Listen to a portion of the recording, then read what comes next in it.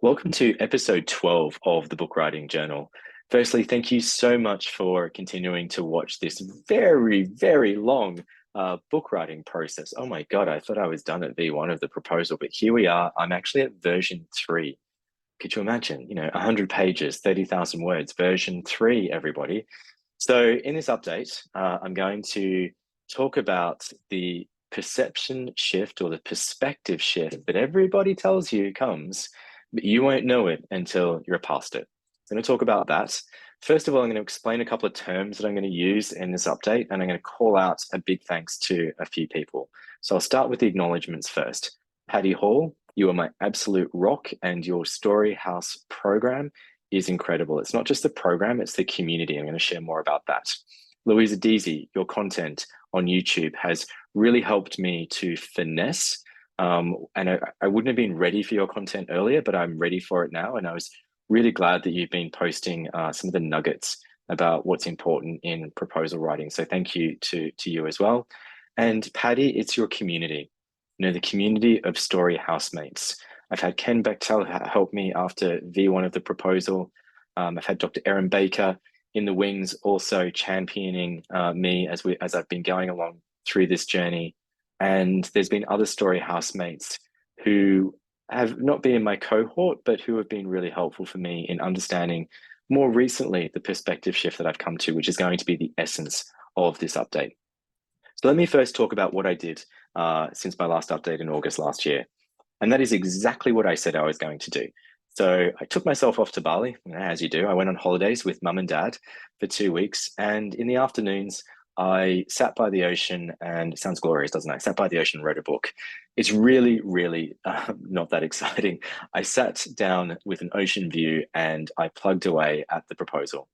I refined the chapter summaries, I went deeper in the overview, and I reworked the sample chapters to a point where I thought, gosh, I'm really sharing this now. Like, I'm really going a layer deeper. I'm putting in more detail, taking out a lot of things. And I, used a technique that another author has talked about, Mandy Leto, and said, I killed my darlings. I killed off those things that I thought were the sacred cows of my book that I could never let go of. And I let them go. And then I sent the proposal to Patty, and I waited a little while, and we finally connected in February, which is only a month ago. And it was like a lightning bolt hit both of us in that call. It was so exciting because suddenly I realized that what I thought was the essence of my book wasn't exactly the essence of my book. And I got that perspective shift that people talk about. And a couple of things have helped me with that. So, firstly, it was as if in our conversation, one of the things that we hadn't yet discussed suddenly came between both of us and was like, oh my gosh, here it is. This is it. This is the working title. And here is a structure that I know I can work with that really resonates with me, matches my story.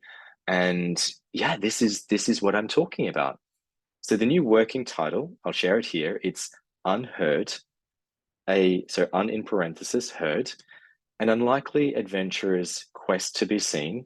And it's a play on all of the things that my book is about. I'm not going to bore you or labor the point on the many multitude of layers in that working title because I want you to relish it when the book comes out. There was this other thing that happened, which in the perspective shift, which was working with another author and having the absolute honor and privilege of reading their proposal in development.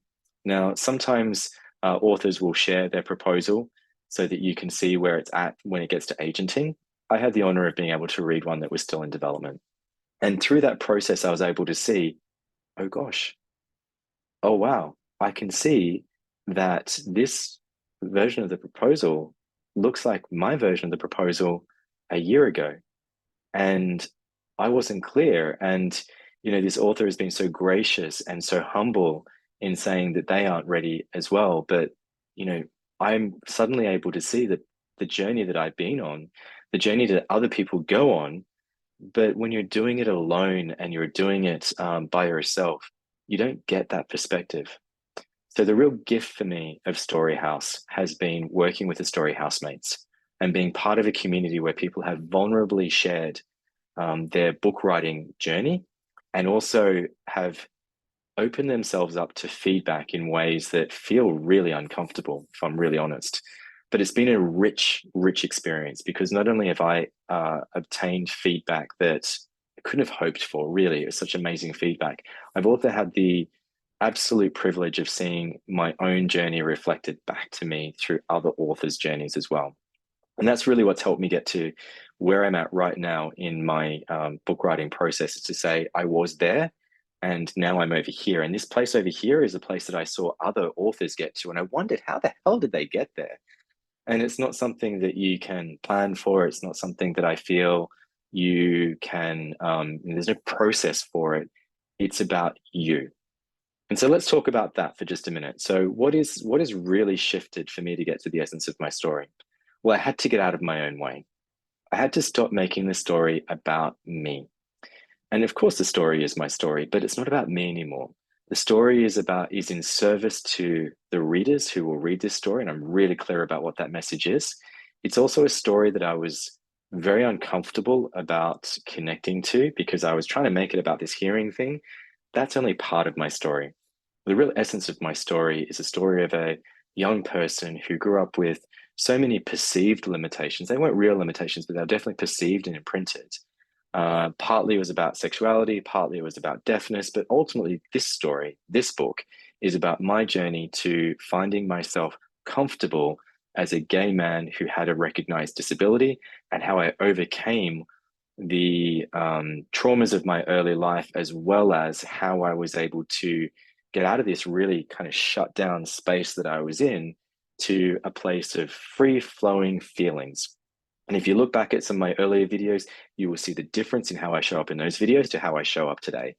So, that really is the essence of my story. And I give readers some tools and techniques about how they can connect into their feelings and how they can release the heaviness that is or has been holding them back, because I've been there and I've done it and I see it still in the community.